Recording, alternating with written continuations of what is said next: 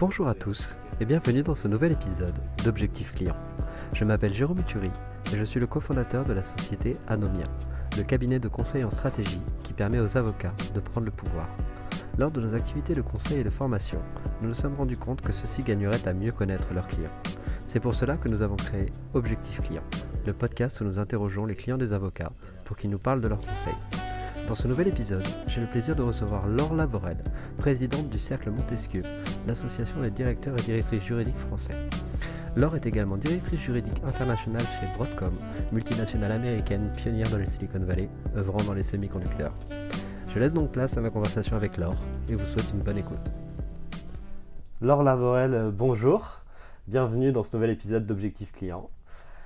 Merci de vous être d'abord déplacé ici à Station F et d'avoir accepté d'intervenir dans ce podcast Objectif Client dédié aux clients des avocats, dont évidemment les directeurs juridiques font partie. Laure Lavorel, vous êtes présidente du Cercle Montesquieu, donc l'association des directeurs juridiques français. Vous êtes également directrice juridique internationale chez Broadcom. Broadcom, donc multinationale américaine, pionnière dans la Silicon Valley, qui œuvre dans le secteur des semi-conducteurs, c'est bien ça? Est-ce que vous pourriez, je sais que l'exercice n'est pas forcément évident, mais est-ce que vous pourriez nous donner un aperçu de votre parcours en 2-3 minutes? Oui, bonjour Jérôme, merci de me recevoir. Je suis ravie d'échanger avec vous sur ces sujets qui sont importants, qui sont ceux des directions juridiques et de leur rapport avec les avocats. Alors, pour me présenter rapidement, j'ai été avocat, comme 50% d'ailleurs des directeurs et des directrices juridiques français. J'ai été 8 ans au barreau de Paris principalement, 1 an au barreau de Nanterre. Et après cela, je suis partie en entreprise, pas par dégoût ou ni même choix, simplement parce que j'avais déjà démarré, c'était avant l'an 2000, le travail sur les nouvelles technologies et qu'à l'époque, les entreprises américaines implantées en France étaient plus évoluées dans leurs travaux juridiques sur la question. Donc l'idée était plutôt d'aller apprendre un métier, puis de revenir au barreau, parce que j'étais très attachée à ma robe, même si je ne plaidais pas toujours, loin de là. Et voilà, et donc ça a été plus un voyage découverte dans l'entreprise, avec la ferme intention de rentrer au barreau. Je ne suis jamais rentrée parce que j'ai découvert un autre univers qui m'a également beaucoup intéressée et appris énormément. Et puis en parallèle de ça, j'ai été également 5 ans au tribunal de commerce de Paris, juge, à la Chambre internationale principalement, où j'ai été en charge de contentieux, et puis 1 an en procédure collective. D'accord, très clair. Donc c'est hyper intéressant. Vous avez été finalement sur 3 côtés, 3 pans juridiques, avocate, tribunal de commerce, côté entreprise, directrice juridique, très très clair. Qu'est-ce que ça vous a fait de passer justement d'avocate vers l'entreprise? Est-ce que ça a été difficile? Comment ça s'est passé? Alors, émotionnellement, ça a été tellement difficile que j'étais dans le déni. C'est-à-dire que comme j'avais adoré et que j'adorais cette profession, pour moi, il s'agissait encore une fois que d'aller apprendre le métier de l'entreprise, que les praticiens dans les cabinets ne connaissent pas, et ça n'a pas changé, d'où l'intérêt de notre échange aujourd'hui, pour éclairer nos amis avocats sur les pratiques, et donc aller apprendre ce que le client recherchait d'un avocat, et puis certainement aussi l'activité. Dans les nouvelles technologies, il est évident qu'il faut aller au cœur du réacteur, mais comme dans tout autre métier. Dans tous les secteurs, oui. Il faut connaître son sujet d'étude. C'est exactement ça, Jérôme. Et donc, j'étais presque dans le déni, puisque l'idée, c'était de revenir. Donc, pour vous dire qu'émotionnellement, ça a été pas compliqué, mais ça a été un peu occulté. Après, ce qui a été de l'adaptation, elle a été très rapide pour moi. J'ai tout de suite aimé le côté pratique, le côté prise de décision, qu'on n'a pas forcément dans les cabinets d'avocats, puisqu'on conseille des clients qui prennent les décisions. Donc ça, j'ai aimé et je n'ai pas eu de difficulté d'adaptation du tout. En revanche, mon expérience me fait dire que beaucoup d'avocats qui vont en entreprise ont du mal à s'adapter et que ça n'est pas toujours un choix facile pour une entreprise de décider un recrutement d'un avocat. Contrairement à ce qu'on croit, ce n'est pas forcément un avantage d'être avocat lorsqu'on postule en entreprise. Et si certains avocats ont du mal, je vais bien le croire, quels sont les grands sujets de difficulté quand on passe côté entreprise? Alors, comme je le disais, le travail des entreprises, c'est un travail très pratique, très opérationnel, et surtout, l'objectif n'est pas le même. Quand on est en entreprise, on ne vend pas du droit. On vend des yaourts, on vend des centrales nucléaires, on vend des satellites, on vend des sous-marins, on vend ce qu'on veut, mais on ne vend pas du droit. Or, en cabinet d'avocat, on fabrique et on vend du droit. Et ça, c'est un shift mental qui n'est pas compliqué, mais qu'il faut être capable d'opérer à condition d'être accompagné. Et moi, je dis à mes collaborateurs de manière tout à fait régulière, parce que dans mon équipe, j'ai beaucoup d'anciens avocats, quand bien même ils ont 10 ans, certains chez Broadcom déjà, je ne manque pas de leur rappeler souvent, attention, nous ne vendons pas du droit. Nous ne sommes pas en train d'effectuer un concours pour gagner le prix du plus beau contrat du monde. Le sujet n'est pas de faire un beau contrat, le sujet est de vendre, par exemple, du semi-conducteur ou du logiciel si on est chez Broadcom. Et ça, c'est une différence fondamentale qui peut être frustrante quand on a des collaborateurs qui sont très brillants, qui arrivent de cabinets, qui sont vraiment des stars, qui sont excellents. Et c'est frustrant parce qu'il faut beaucoup de modestie en fait. Il n'y a pas de stars dans les services juridiques, dans les entreprises. On est au service des autres. Et alors que dans les cabinets, oui, on est absolument la vitrine de l'excellence. Beaucoup d'avocats, je pense, sont marqués par cette formule. Quand on est avocat, on vend du droit. Alors oui, elle nous paraît tout à fait sensée de par notre activité chez Anomia, mais beaucoup d'avocats seront marqués par cette formule. Vous avez le sentiment que les avocats ont du mal avec cette notion commerciale de vente? Alors, certains sont très doués. Oui, il faut le reconnaître. Tout à fait. Certains font ça très bien, d'autres ont plus de mal. Ce qui est certain, c'est qu'on ne leur apprend pas. Ça n'est pas un module de formation de l'école du barreau. Et en plus, c'est compliqué. Moi, je fais souvent le parallèle avec les médecins qui pratiquent dans les cliniques, par exemple, les propriétaires de cliniques qui sont chirurgiens le matin, gestionnaires l'après-midi, chefs d'entreprise le soir. Il y a beaucoup de ça aussi en cabinet. Dans une entreprise, ça n'existe pas d'exercer des fonctions et commerciales et de production et de gestion. Qui sont 3 métiers fondamentalement différents. Or, c'est ce qu'on demande aux avocats. C'est très difficile. Le métier d'avocat est très difficile et beaucoup peuvent être des génies dans un de ces 3 domaines, la gestion, la commerciale et la production technique d'avis juridiques. Les 3 à la fois, c'est plus rare. Et je pense que c'est une vraie difficulté pour les avocats, pour les jeunes qui exercent et qui se lancent dans ce métier. On ne leur dit pas assez qu'ils vont avoir ces 3 facettes de la profession.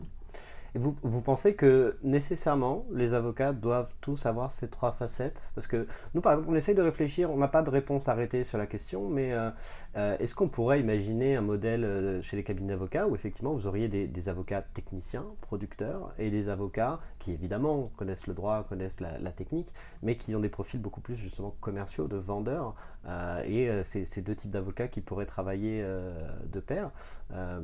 Est-ce que ça fait sens pour vous, ou est-ce que nécessairement les avocats doivent maîtriser ces 3 pans? Non, je pense que ça fait sens. Je pense que les cabinets ne sont pas du tout structurés aujourd'hui pour cela. Après, les cabinets peuvent être innovants. Moi, je trouve que les cabinets d'avocats ne sont pas très innovants. C'est-à-dire qu'on est, à part certains, quand même, il faut le noter sans les nommer, on est globalement sur le même modèle depuis 30 ans, y compris la manière de facturer les honoraires. Enfin, tout le business model et le go-to-market, pour utiliser des termes américains, mais qui sont clairs en marketing, des cabinets d'avocats, a assez peu évolué. Mais on pourrait imaginer un modèle. Ça existe dans certains cabinets. On a aussi, souvent en général, on les appelle off-counsel, ceux qui donnent de l'expertise sans participer au commercial. Et encore, moi je pense que ça serait un modèle intéressant, c'est évident. En tout cas, c'est une réflexion qu'il faudrait pouvoir mener parce qu'on peut être un grand spécialiste sans pour autant être un bon commercial et vice-versa. Après, il faudrait aussi, pour être honnête, une révolution peut-être des mentalités des directeurs juridiques parce qu'il y a un rapport très intuitu-personné avec son avocat. Donc on attend que c'est celui qu'on connaît et qui donc fait le commercial soit également celui qui émet l'opinion. Ah d'accord, donc on a cette attente quand même du côté des directions juridiques d'avoir un peu l'avocat providence, si vous me passez l'expression, mais cet avocat qui soit capable et le vendeur, et le technicien, et la référence sur le projet. Oui, mais c'est un leurre parce que lorsque vous faites par exemple des fusions-acquisitions ou des très gros contentieux, en fait il y a des équipes derrière, donc ça n'a aucun sens. Et Bien c'est d'imaginer qu'il y a un chef d'orchestre et que l'orchestre derrière, on ne l'entend pas. Je pense qu'il faut que tout le monde soit conscient que ça ne dépend jamais d'un seul homme ou d'une seule femme. Vous-même, du coup, vous êtes directrice juridique internationale chez Broadcom, donc vous êtes à même de travailler et de choisir des avocats. Est-ce que vous demandez à voir cette équipe quand vous faites connaissance avec un avocat, ou est-ce que finalement votre seul point de contact est l'avocat associé qui traite avec vous? Ah non, nous c'est toujours l'équipe, bien sûr. D'accord. Bien sûr, c'est toujours l'équipe. Nous, on travaille avec des cabinets internationaux parce qu'on opère dans beaucoup de pays, donc c'est quand même plus simple. On est rarement sur des cabinets nationaux ou de niche. D'accord. Aussi pour des questions que je trouve incroyablement terre à terre, mais qui sont réelles et qu'il faut que les avocats prennent absolument en compte, qui sont les systèmes de facturation et la manière dont ils sont gérés aujourd'hui par les clients. C'est un problème que je trouve important et qui pose la question des cabinets de niche, encore une fois. Les entreprises sont aujourd'hui équipées de systèmes de commande qu'elles achètent, peu importe, du papier pour leur imprimante ou des matières premières pour fabriquer quelque chose, ou des services juridiques aujourd'hui. C'est le même système d'achat. Ouais. Et c'est un système, il y en a plusieurs bien entendu, il y a des logiciels spécialisés, c'est des systèmes qui sont assez lourds, avec parfois des back-office en Inde, donc avec des interlocuteurs chez le client qui parlent anglais. Et c'est compliqué lorsqu'on est par exemple un professeur de droit italien, très reconnu dans un domaine, le spécialiste de telle particularité du droit pénal des affaires italiens, qui serait donc la personne à aller voir en priorité sur un sujet, mais qui sera évité parce qu'il ne sera pas à même de rentrer ses coordonnées dans ce système. Voilà, je le dis parce que j'alerte les avocats là-dessus. Ne sous-estimez pas le poids de la manière dont les entreprises gèrent la facturation à leur cabinet d'avocats.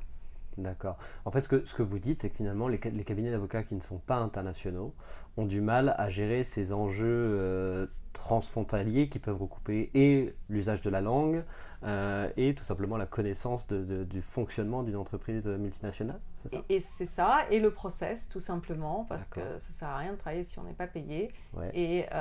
Et beaucoup d'entreprises, françaises bien sûr, et autres, sont équipées maintenant de systèmes d'information, de gestion de commandes, qui peuvent être un problème technique, tout simplement technique pour les petits cabinets, ou qui peuvent aussi, à l'envers, restreindre le choix des cabinets qu'on utiliserait, parce que même pour le client, pour la direction juridique, c'est compliqué d'inscrire un certain nombre de cabinets dans un système, donc on les restreint. Voilà. Et ça fausse pas la concurrence, mais ça change la concurrence. Ça change la donne. Et selon vous, justement, est-ce que des petits cabinets auraient les moyens de s'adapter à ce système de facturation, ou est-ce qu'il faut nécessairement, pour pouvoir traiter avec des entreprises multinationales comme Broadcom, être un grand cabinet international? Je pense que moi, je ne parlerai pas de Broadcom ici, je parlerai plutôt de mes expériences au cercle, parce qu'un cas particulier, c'est intéressant, mais ce que j'entends beaucoup de tous les membres du cercle Montesquieu, c'est qu'il y a cette lourdeur administrative, en fait, de part et d'autre, du client, direction juridique et de l'avocat qui l'a subi. Je pense que la façon intelligente peut-être de gérer, pour les petits cabinets, qui peuvent être des grands experts dans certains domaines, il ne s'agit pas il n'y a aucune connotation négative, au contraire, des cabinets de niche, la meilleure façon pour eux, à mon avis, ce serait de se regrouper sous forme d'une plateforme qui gère ça pour eux. Un peu à l'instar, aujourd'hui, si vous voulez, des petits cabinets, encore une fois, en termes de structure, qui font appel au cloud. C'est-à-dire qu'aujourd'hui, il est évident que si on veut être équipé de façon digitale à un bon niveau, et les cabinets doivent l'être, je pense que la pandémie a clairement sifflé fin de la récréation sur ces sujets-là. C'est terminé de ne pas être au top de la technologie dans les cabinets, mais il est évident qu'un cabinet d'avocats de petite taille n'aura ni l'énergie, ni la compétence, ni les moyens de s'équiper, mais il n'en a pas besoin, il recourt à un prestataire de service, cloud ou autre, mais peu importe, c'est pas le sujet, mais en tout cas, il sous-traite son activité informatique. De la même façon, je pense qu'il y aurait une réflexion à mener sur une aide à la facturation qui soit une prise en charge. voilà, qui soit une interface d'une manière ou d'une autre entre les grosses entreprises et ces cabinets. Vous parlez beaucoup de facturation. Est-ce que le problème est essentiellement sur le process et la gestion de ces procédures de facturation qui peuvent être lourdes sur les grandes entreprises? Ou est-ce qu'il y a aussi des problèmes, selon vous, sur les modes de facturation des avocats? Les deux, mon capitaine. Les deux. Bien sûr, les deux. J'ai parlé des process, mais je peux également vous parler... là aussi, de manière un peu critique avec mes amis avocats, je dirais que... Alors là, vraiment, les mentalités n'ont pas évolué, ou dans très peu de cabinets. La facturation à l'heure, le timesheet, c'est totalement dépassé. On ne cesse de leur dire, collectivement, individuellement. Et ce n'est pas pour essayer de payer moins cher, pas du tout. C'est une question de prédictibilité. C'est-à-dire que les entreprises, elles se gèrent dans tous les domaines, y compris les directions juridiques. Il n'y a pas de différence. Vous avez un budget. Elles se gèrent, voilà, un budget annuel. Et il faut, bien entendu, un contentieux, ça peut difficilement se prévenir, et encore. En tout cas, il faut une visibilité. Et je n'hésite pas à dire que les entreprises préfèrent payer plus cher en sachant combien elles vont payer que de ne pas savoir. Donc c'est un message qui ne passe pas chez les avocats. Et je pense qu'il y a une réflexion à mener sur la prise de risque, c'est certain, mais sur des fixed price, comme on dit aux États-Unis, des packages qui permettent aux directions juridiques de gérer leur budget. Encore une fois, alors ça dépend de la taille des entreprises. Les PME, c'est différent. Et encore, les PME sont les premières à vouloir avoir des abonnements. Donc, quand bien même. Mais pour les entreprises d'une certaine taille qui ont recours à des cabinets d'avocats, qui ont des budgets pour ça, ce qu'elles demandent, c'est la prédictibilité, des économies, oui, mais le premier sujet, c'est savoir combien. Ouais. Il y a un vrai sujet chez les avocats là-dessus. Nous, on a le sentiment qu'il y a une frilosité de la part des avocats, finalement, à prendre le risque. Parce que si vous fixez un prix à l'avance, ou vous engagez sur un résultat, forcément, il faut prendre le risque qui est supporté par l'expertise. Mais effectivement, les cabinets ont tout intérêt à faire ça. Et comme vous le dites très bien, les entreprises sont aussi demandeuses. Il y a une chose que vous avez dite qui est extrêmement intéressante, sur laquelle on travaille aussi beaucoup, nous, avec nos avocats. On leur dit, certains nous croient, d'autres ont un peu plus de mal. Mais les entreprises sont prêtes à payer plus cher pour avoir de la prévisibilité. Ça, c'est vrai, ça? Ça, c'est vrai. C'est vrai pour les entreprises qui vont bien. Oui, mais bien sûr. Il y en a beaucoup. bien sûr que c'est vrai. C'est parce que la direction juridique, elle n'est pas différente de la direction des ventes ou de la direction des ressources humaines. Elle a un budget annuel qu'elle prévoit et qu'elle doit tenir. Elle n'a pas le choix. Et la pire situation, c'est de ne pas savoir. Bien sûr. Donc ça, c'est certain. Après, pour répondre à votre question, vous ne me posiez pas, mais... mais je l'aurais posé, j'en suis sûr. Non, mais pour rebondir sur ce que vous disiez sur pourquoi les cabinets ne vous entendent pas, moi j'ai été avocat longtemps, enfin quelques années, je peux vous répondre. C'est parce que toute la structure économique du cabinet est basée sur le timesheet. Là, je parle des cabinets qui le pratiquent, évidemment. C'est-à-dire la rémunération des collaborateurs et des associés. C'est aussi simple que ça. Donc, c'est vrai que ça serait un changement majeur parce que ce n'est pas juste en haut de la pyramide changer la façon dont on facture le client, c'est changer la façon dont on évalue et on rémunère ses collaborateurs. Donc ça nécessite un travail de fond, un travail qui à mon sens doit être fait avec des ressources humaines, parce que ça c'est un aspect dans lequel je ne rentrerai pas parce que ce n'est pas mon métier, mais c'est aussi un domaine dans lequel les avocats doivent s'améliorer, c'est la gestion de leurs ressources humaines. Sans faire de commentaires, on voit dans la presse aujourd'hui des aventures qui sortent, je ne sais pas dans quelle mesure elles sont vraies ou pas, mais il est évident que les cabinets doivent faire leur évolution aujourd'hui. Bien sûr. Ce que vous dites en fait en substance, c'est aussi qu'il faut peut-être sortir, ou en tout cas imaginer un nom de fonctionnement, que ce fonctionnement multicéphale, un peu comme une agglomération d'associés qui chacun charge leurs collaborateurs pour passer à une direction un peu plus centralisée, une stratégie centralisée sur les cabinets. C'est-à-dire que je pense que les cabinets ne fonctionnent pas du tout comme des entreprises. Et d'ailleurs les avocats sont ravis de le dire et de le revendiquer. Ils le revendiquent, oui. Ils font comme ils veulent, c'est très bien. Le problème c'est qu'à un moment donné, il faut aussi s'adapter au monde moderne. Est-ce qu'aujourd'hui, et sans vraiment rentrer dans les détails et sans porter aucun jugement critique, est-ce qu'aujourd'hui la notion de profession libérale fait encore du sens? Peut-être pas, j'en sais rien, mais il y a quand même un sujet. Il faut que les avocats acceptent au moins, à défaut d'envisager un changement, mais au moins, j'allais dire, un rapport d'étonnement, qu'ils acceptent de se regarder dans le miroir. Mon expérience, pour avoir fréquenté les instances internationales, nationales, les instances nationales, lors des travaux sur l'avant-projet de loi sur l'avocat en entreprise, c'est que les avocats, pris globalement évidemment, et c'est très vite dit, mais aujourd'hui refusent de se réinventer, sont arc-boutés sur les modèles dans lesquels ils travaillent depuis longtemps, ils sont totalement défensifs sur leur statut, mais en fait ils sont, pour citer Stéphane Zweig que j'aime beaucoup, ils sont dans le monde d'hier. C'est-à-dire qu'ils vivent dans un monde qui a disparu, ils vivent sur une étoile qui s'est éteinte. Simplement, la lumière est encore perceptible. Et ça, on ne cesse de leur répéter, nous, les directions juridiques. Et aujourd'hui, ça ne va pas très bien. Ça va très bien dans certains cabinets d'affaires, bien entendu. Mais globalement, la profession ne va pas bien. Et donc, elle se recroqueville. Et on comprend. Et encore une fois, je vais aussi dire beaucoup de bien des avocats avec qui nous adorons travailler et sans qui nous ne ferions pas notre métier, c'est évident. Mais il y a vraiment un besoin urgent pour les cabinets de repenser les modèles, c'est évident. Et vous avez justement le sentiment quand même qu'il y a des avocats qui tirent leur épingle du jeu et qui, eux, sont en train de bouger et de passer au monde d'aujourd'hui, du coup? Oui. Alors les cabinets anglo-saxons, c'est certain, parce que d'abord, ils sont influencés par d'autres environnements, d'autres univers. Pas dans tous les domaines, notamment sur la facturation, ils n'ont pas tellement évolué, mais dans beaucoup d'autres domaines. L'autre sujet, c'est tout ce qui est outils. C'est-à-dire que c'est aussi des cabinets qui sont hyper équipés, qui aujourd'hui offrent des services qui sont totalement automatisés.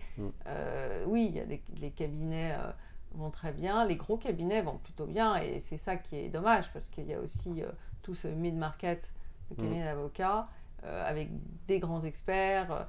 Moi, je suis toujours stupéfaite. C'est pour ça que je veux dire beaucoup de bien, après avoir l'air d'avoir été un peu critique sur... on a commencé sur une note un peu critique, mais certainement pas négative. En France, la qualité des avocats est exceptionnelle. Dans d'autres pays aussi. Je parlais de l'Italie tout à l'heure parce que les avocats italiens sont des grands juristes. Beaucoup ont un doctorat. En Allemagne, je crois que le barreau allemand est le barreau le plus difficile au monde devant la Californie.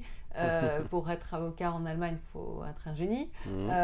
Donc, en Angleterre, bien entendu, le niveau... Enfin, voilà, les avocats, globalement, sont des gens incroyables, intellectuellement, culturellement, sont des gens courageux, qui travaillent beaucoup. C'est difficile d'exercer le métier de directeur juridique sans la complicité... Le partage de risques, l'aventure en commun, le travail à quatre mains. Voilà, nous ne sommes rien sans eux et ils ont besoin de nous. Mais voilà, il y a tellement de dossiers, me racontons, au Cercle Montesquieu, qui ont été des victoires grâce aux avocats. Donc voilà, on en pense énormément de bien, on adore nos avocats, mais on voudrait juste, en conseil d'amis, leur dire... attention, le monde s'accélère, les entreprises sont digitalisées et il y a une accélération, encore une fois, là, avec la pandémie.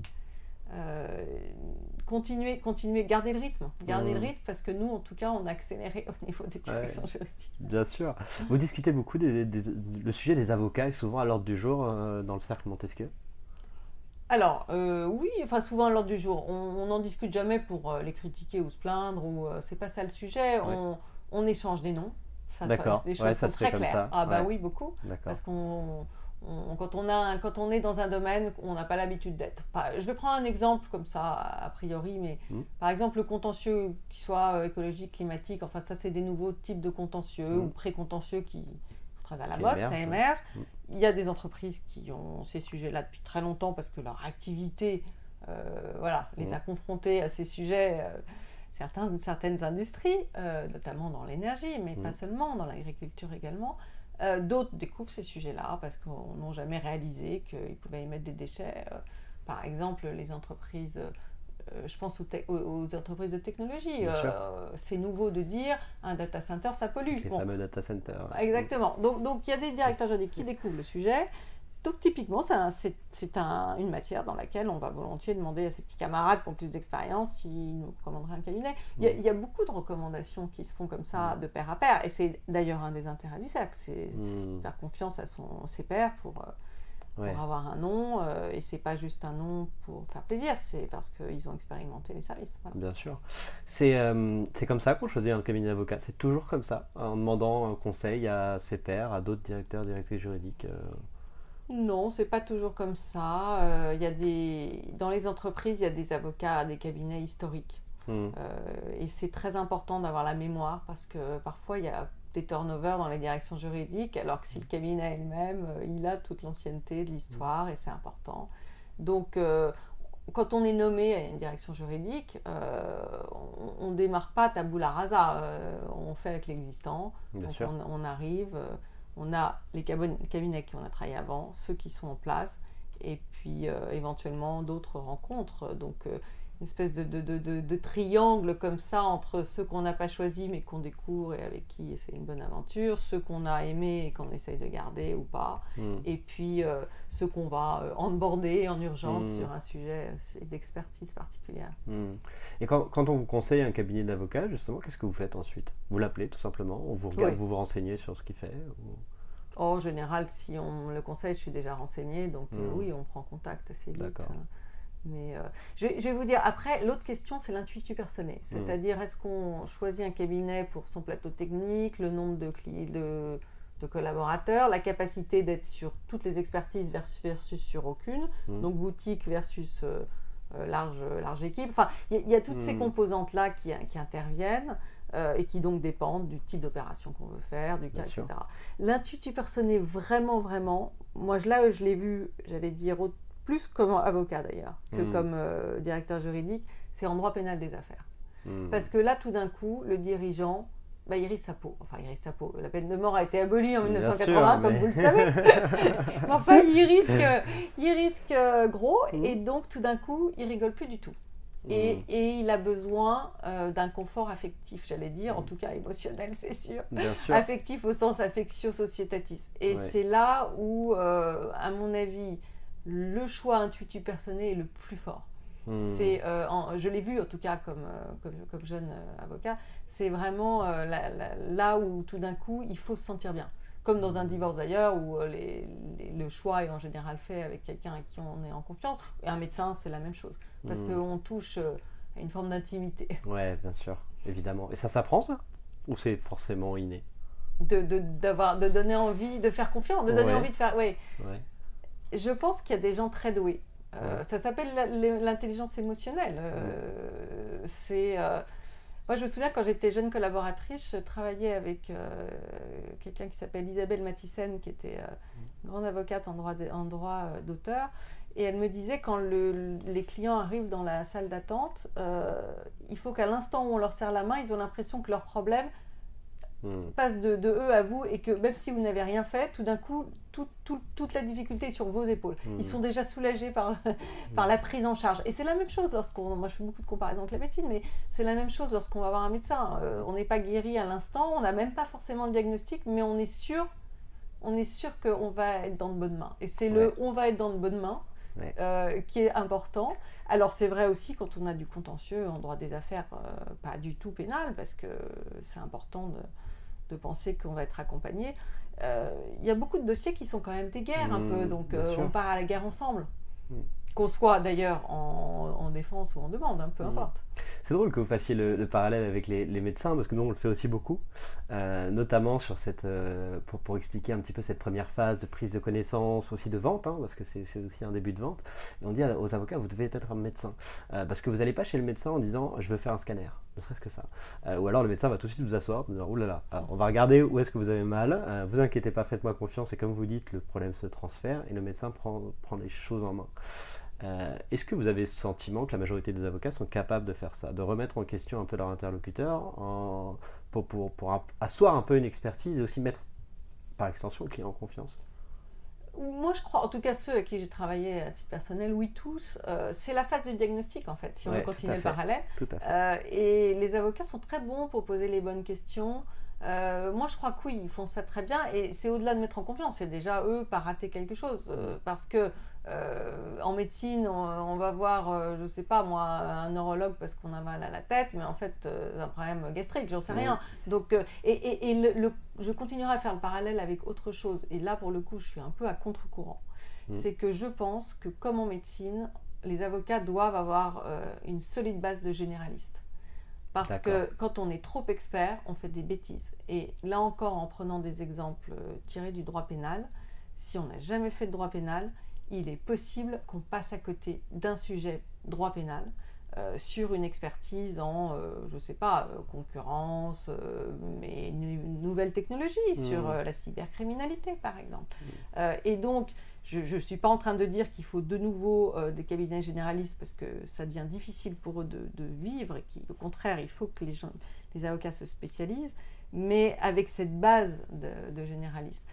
Moi, ça fait quand même 25 ans que je fais des nouvelles technologies. Mes profils préférés de candidats, c'est des civilistes. Je le dis tout le temps. Et c'est là, chaque fois que j'ai embauché des jeunes qui n'étaient pas des spécialistes des softwares, ça a été mes meilleurs collaborateurs. Ça s'apprend le software. En revanche, la base du civiliste, l'avocat qui a traîné aussi un peu dans les chambres correctionnelles, c'est bien. C'est bien. Donc il faut, ça c'est plus pour votre formation, mais il faut dire aux jeunes, vous ne vous spécialisez pas trop tôt. D'accord, c'est intéressant parce que justement on a beaucoup de discussions avec les cabinets d'avocats là-dessus. On a même écrit plusieurs articles volontairement un peu polémistes sur le sujet, disant qu'effectivement il fallait absolument se spécialiser. Vous n'avez pas l'impression aujourd'hui que les entreprises, parce que vous parlez de l'importance d'être généraliste sur le diagnostic, mais que les entreprises cherchent malgré tout toujours l'expertise la plus pointue, notamment parce qu'elles ont le choix désormais? Ah complètement, non mais je ne suis pas en train de dire restons, justement je dis les généralistes n'ont plus d'avenir. C'est dans la formation qu'il faut être généraliste, c'est dans les expériences. Il ne faut pas se précipiter. En revanche, oui, absolument. Mais alors moi, je vais un cran plus loin que vous. La spécialité, elle n'est pas dans le droit. Aujourd'hui, elle est dans l'industrie. Et c'est très, très important que les avocats comprennent ça. Certains l'ont déjà compris, mais pas assez. Ça, on le martèle. Et ça a été d'ailleurs une grosse source d'incompréhension quand on a communiqué là-dessus. C'est-à-dire que beaucoup d'avocats nous ont entendus en disant voilà, il faut que je sois uniquement spécialiste de tel pan du droit.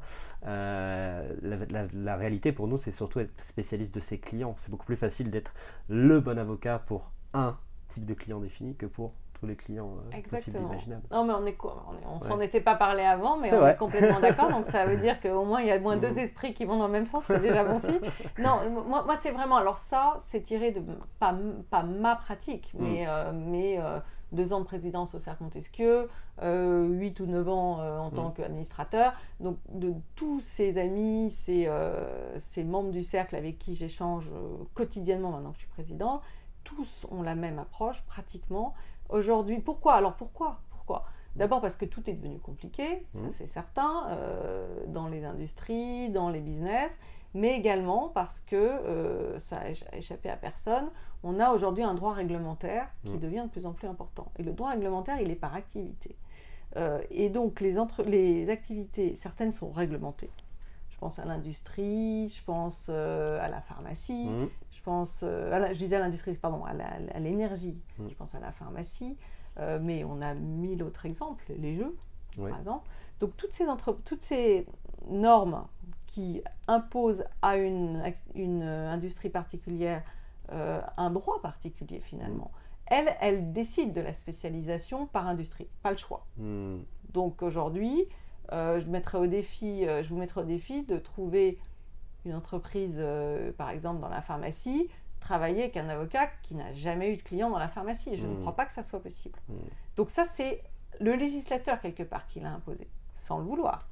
Et puis après, ça s'est étendu à tous les secteurs d'activité parce que, et ça c'est peut-être notre empreinte au droit anglo-saxon, je ne commenterai pas parce que je ne suis pas forcément toujours très à l'aise avec la manière de raisonner, mais aujourd'hui, cette volonté absolue de raisonner par analogie. Et donc, qui, mieux que quelqu'un qui a déjà eu un cas qui ressemble, va vous aider. Voilà. Ça, c'est une empreinte à la philosophie du droit anglo-saxon, mais qui est très forte aujourd'hui dans les pays de droit civil. Et donc, on va chercher le praticien qui a déjà vu 5 cas qui ressemblent. Voilà. Donc, celui-là, c'est celui de l'industrie dans laquelle on est.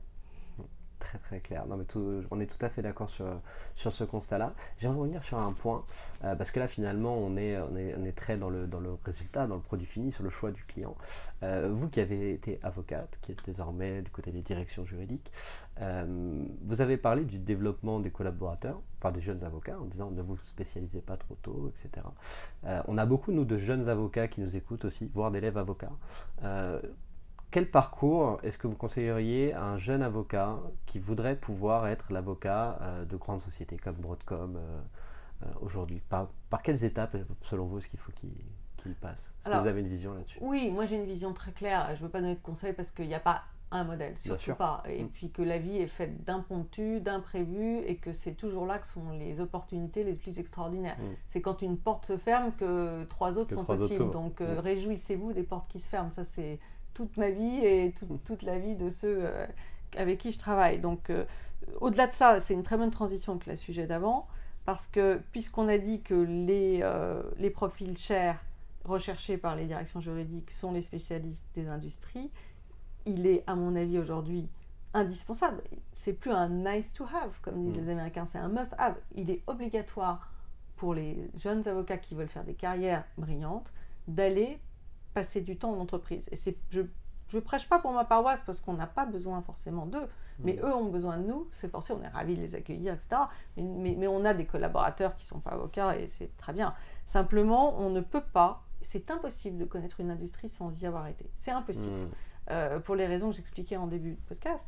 Et c'est pour ça qu'on a milité si fort et on continuera à le faire pour la grande profession du droit, on l'appelle comme on veut, la communauté, parce qu'il faut offrir à ces jeunes des fluidités de parcours. Parce que si leur vocation c'est d'être avocat, on ne leur dit pas venez faire carrière en entreprise, mais on leur dit venez apprendre un métier, un client, et après vous serez les avocats recherchés. Simplement, il y a un timing qui est compliqué. D'accord. Parce que il faut aller en entreprise, mais pas rester trop longtemps parce qu'après on est trop vieux et trop cher et on n'a pas de clients. Donc il y a pas un modèle unique, mais il y a quand même pas 50 timings. Ouais. Et à mon sens, si aujourd'hui je démarrais, et après je vous dirai encore autre chose de plus drôle, mais si aujourd'hui je démarrais, j'aurais tendance à me dire 2 ans dans un très gros cabinet parce que un cabinet anglo-saxon où ça dépote et où on travaille jour et nuit, on apprend tout et c'est fun, ça forge. C'est sympa parce que moi j'ai gardé aussi des très bons souvenirs. Là on commence à critiquer un peu les cabinets, les méthodes, etc. Bon, tout le monde est passé par ça, on fait sa guerre, c'est pareil dans l'audit et c'est sympa. Et puis on est jeune et très motivé, on n'a pas besoin de dormir. Donc tout va bien.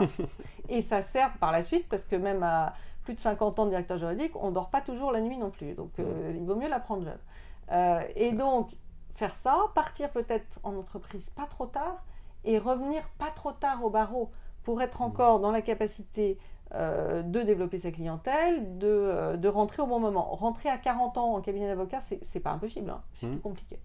Donc il y a un espèce de timing. La difficulté, c'est que c'est une génération qui démarre très tard parce qu'ils font des études à n'en plus finir qui, à mon sens, servent pas à grand-chose. Moi, je vais vous dire comme recruteur, mais alors vraiment, les masters à répétition, ça me fait plus peur qu'autre chose. Ouais. J'ai pas envie d'avoir quelqu'un qui a 29 ans, qui a fait 50 masters.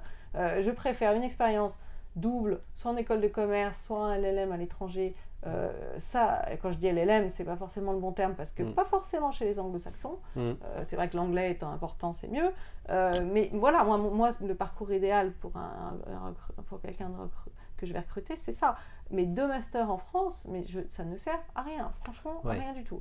Alors, ce que je rajouterais, c'est ça qui est un peu plus piquant, mais ça, c'est plus un fantasme, c'est qu'aujourd'hui, si j'étais jeune avocat, je pense que je commencerais ma carrière au parquet financier, si c'était possible. D'accord. Pourquoi ? Parce qu'on est au cœur du réacteur. Parce que, et j'en parlais justement avec nos amis du parquet financier, parce qu'on travaille aussi avec le parquet financier. On est dans un mode collaboratif. C'est pas ce que la presse montre, mais aujourd'hui, il y a une volonté de tous les juristes de faire de la prévention en entreprise, de travailler à une diminution du nombre des infractions.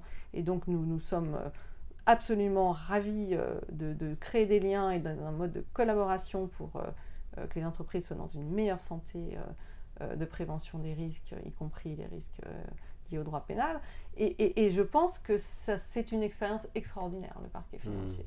Donc, et puis après, voilà, c'est peut-être un goût personnel, mais moi, si aujourd'hui je sortais, je ne sais pas de quoi d'ailleurs, de l'école des avocats ou que sais-je, j'irais au parquet financier et passer quelques années, apprendre le métier. Ils ont en plus, je pense, une grande ouverture sur les profils. Alors, il faut savoir lire un bilan, bien sûr, mais pour faire du droit des affaires aussi. C'est-à-dire que ça, c'est l'autre sujet. C'est-à-dire qu'aujourd'hui, être un juriste pur et vouloir faire du droit des affaires, mais c'était le cas il y a ma génération. C'est pas possible. Donc, il faut avoir une connaissance quand même des mécanismes financiers. Après, il faut dire aussi que lire un bilan, c'est pas non plus sorcier, ça s'apprend. Hein. Moi, ça peut être moi, j'étais autodidacte, je l'ai pas appris à l'école. Ça s'apprend, mais il faut le faire. Mais c'est indispensable pour aujourd'hui comprendre comment fonctionne une entreprise. Donc, je pense qu'il faudrait pousser les jeunes à ouvrir leurs horizons. Et c'est pour ça que moi, quand je parle de la grande profession du droit, j'ose dire qu'elle inclut évidemment les magistrats. Bien sûr. C'est évident. Et je pense qu'on aurait tous à gagner, comme aux États-Unis, avec cette fluidité où on est capable de passer 2 ans au parquet financier, 5 ans dans une entreprise du CAC 40 et puis finir en cabinet. Ça, c'est pour moi des profils, absolument, c'est l'idéal du profil. C'est la star. C'est la star et puis c'est surtout parce que le but, c'est quoi dans la vie ? Quand on est avocat ou juriste, moi je dis toujours à mes équipes, on ne l'est pas par hasard. Il y a trop d'efforts, trop d'énergie. Dans les autres pays, c'est trop cher, parce que nous, on a de la chance, mais donc quand on s'est offert un LLM, on ne l'a pas subi. Donc il faut aussi prendre tout le plaisir et vraiment goûter à ce bonheur de faire cette profession qu'on a choisie. On s'est battu pour le faire, et donc il ne faut pas être qu'en termes de carrière. Les meilleures carrières sont faites par ceux, je l'ai remarqué, qui sont presque dans une, je vais être volontairement choquante, mais qui sont presque dilettantes. Dilettantes, pas au sens où on l'entend, au sens où on fait les choses par plaisir. Et ça, c'est très important. Et pour finir, je trouve qu'en France, on a un vrai problème. 2 ans à l'école du barreau, c'est une folie. Qu'est-ce qu'on garde ces jeunes sous cloche à faire plein de choses qu'ils pourraient faire par ailleurs ? On est dans un monde où tout évolue. Je parlais du fait d'être autodidacte. La plus grande qualité d'un jeune étudiant aujourd'hui, c'est d'être autodidacte. Donc je suis en train de dire qu'il n'a plus besoin d'aller à l'école. Pas complètement, mais réduisons ces années d'études et laissons les jeunes apprendre sur le tas. Allons aussi dans le même sens que toutes les autres, alors sinon industries, au moins secteurs, les écoles de commerce, les écoles d'ingénieurs vont aussi dans ce sens-là. Arrêtons de faire 10 ans d'études, multiplions les expériences professionnelles au sein des entreprises ou au sein des corps d'État pour faire monter les gens en compétences. Très clair. Donc vous, votre profil, votre carrière idéale, si vous deviez recommencer, ce serait parquet financier, grand cabinet d'avocats, entreprise, c'est ça ? Oui, ou parquet, entreprise et avocat, ou j'en sais rien, ou dans n'importe quel sens. Mais une expérience à la magistrature. Moi, j'ai eu la chance d'être juge au tribunal de commerce, qui est une façon d'avoir quand même rendu la justice au nom du peuple français. Donc, j'ai eu un peu cette chance de parcours, puisqu'il faut être élu et que c'est un monde un peu parallèle, même si, encore une fois, on rend la justice. Et ça m'aide tellement dans mon quotidien, c'est-à-dire que je n'écris plus les contrats aujourd'hui comme je les écrivais avant, parce que maintenant que je juge, je sais ce qu'il y a dans la tête d'un juge. Donc, avoir été juge, ça m'aide pas pour mes contentieux, ça m'aide aussi pour mon conseil. Bien sûr. C'est les 3 facettes d'une même chose. Après, après, si on est député, j'imagine qu'on apprend aussi ce que c'est que d'être législateur, fabriquer le droit. Le droit, c'est une science compliquée. Est-ce que c'est une science dure, une science molle ? Je ne sais pas. En tout cas, c'est une science compliquée et il faut multiplier les expériences. Ça, c'est évident. Très clair. Ce que vous dites, c'est ouvrons-nous, passons d'expérience en expérience pour gagner en ouverture finalement. Et en même temps, pour être contradictoire, parce que le monde est fait d'injonctions contradictoires, la fidélité, la loyauté, pas trop de sauts de puce, parce qu'une fois qu'on a dit ça, la génération à laquelle on s'adresse là, ils ont tendance à faire des sauts de puce. Changer tous les 18 mois. Dans la Silicon Valley, ça pose aucun problème. En France, c'est encore vu comme quelque chose de bizarre. Donc, si on travaille en Californie, c'est pas un problème. Si on travaille en France, attention. Écoutez, très clair. On arrive peu à peu vers la fin de ce podcast-là. Vous avez beaucoup parlé de grands cabinets. Nous, on travaille aussi beaucoup avec des avocats qui créent leur structure. Est-ce que vous auriez des grands conseils à donner à ces avocats qui créent une structure nouvelle, donc qui partent un petit peu d'une feuille blanche et qui ont finalement aussi beaucoup de liberté. Certains se l'octroient d'ailleurs. Est-ce que vous auriez des conseils à leur donner? Je pense qu'il faut réfléchir à l'innovation, je pense qu'il faut inventer des nouveaux types de services juridiques. Et puis, je dirais, s'il y a un seul conseil à donner, ça va avoir l'air très égocentrique, mais ce que j'ai remarqué, c'est que les grands cabinets très installés, quand ils réfléchissent à des nouveaux types de services à offrir à leurs clients, ils réfléchissent beaucoup, ils passent des heures et ils sortent le service. Ils font jamais de use case. Oui. Donc moi, je dirais, si vous avez la feuille blanche et si vous voulez réfléchir à des services innovants, embarquez vos clients comme on le fait dans l'informatique. Nous, aujourd'hui, quand on crée des programmes, on le fabrique avec nos clients. Faites-le faire par votre client. Voilà, tout à fait. exactement. Et demandez à vos clients ce qu'ils veulent. Pourquoi ne jamais demander à des directeurs juridiques ce qu'ils attendent des cabinets, mais comme on le fait là, mais de manière très concrète. Monter des groupes de travail. Au Cercle Montesquieu, on le fait dans le cadre de la factory, mais là, c'est avec les legal tech. Donc, on fait des use cases. On utilise sur des produits bêta pour avoir une amélioration par rapport à l'utilisateur final. Donc, ça serait mon conseil. Embarquez vos directeurs juridiques dans l'aventure. Très, très, très clair. Mais je vais vous poser une question dont je connais la réponse, mais parce qu'on a beaucoup cette inquiétude-là de la part des avocats. Vous, un avocat avec qui vous travaillez, qui vient vous voir en disant, voilà Laure, j'aimerais avoir tes retours, 1 sur ma prestation, 2 sur les besoins que tu as sur d'autres services que je pourrais construire, ça ne vous choquerait pas?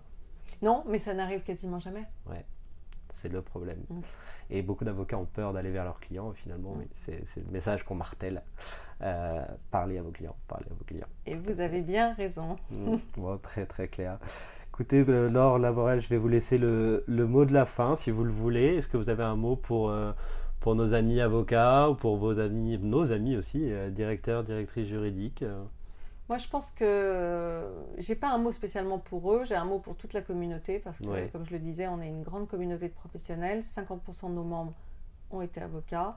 Voilà, et je pense qu'il faut qu'on travaille ensemble sur la manière, non seulement dont on exerce le droit, mais beaucoup plus important, quel est le rôle et la place du droit dans l'économie française. On est très en retard. Donc, s'il y a un thème, un sujet, une bataille commune, c'est mettons le droit au centre de l'économie française. On a beaucoup à y gagner. Mettre le droit au centre de l'économie française, un très beau mot de la fin. Laure Lavorel, merci beaucoup d'être venue dans ce podcast. Merci de m'avoir reçu. Et je vous souhaite une très bonne continuation pour la suite. Merci Jérôme, à bientôt. À bientôt. Et voilà, nous arrivons à la fin de ce podcast. Je vous invite à retrouver nos autres contenus et articles, ainsi que nos offres de conseils et de formation sur notre site web www.anomia.fr. À bientôt!